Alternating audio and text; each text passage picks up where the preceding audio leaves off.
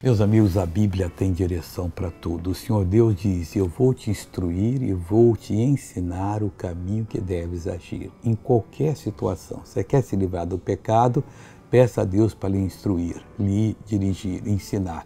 Você quer ser uma pessoa vitoriosa, peça a Deus que Ele vai fazer você ser essa pessoa. E digo isso, está em Romanos 13:11.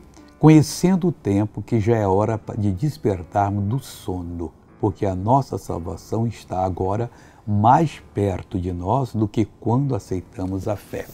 Meu irmãozinho, vivemos na hora de despertar, de acordar, de assumir o que é nosso, de tomar posse daquilo que nos pertence. E sem sombra de dúvida, eu quero você abençoado, eu quero você liberto, eu quero você cheio da graça divina. E Deus quer fazer algo na sua vida. Então desperte desse sono e pegue a palavra, que ela é dia, ela é revelação, ela é realidade.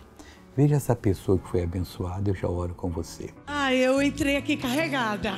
Uma irmã das mulheres que vencem foi quem me botou aqui dentro. 3 dias que eu não andava. Eu parti o tendão do braço. Não levantava esse braço, não mexia, muita dor. Tinha 8 hérnias de disco na coluna.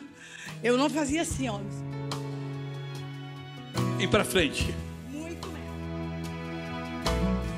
E o braço, levanta ele. E o joelho, mexe tudo agora. Anda normal, filho de Deus. Oh, glória a Deus. Vamos orar agora.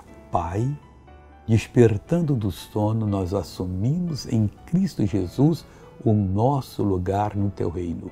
E eu paraliso toda a obra do diabo nesta vida. E não só paraliso, eu expulso e digo que saia em nome de Jesus. E você diz amém. Deus abençoe.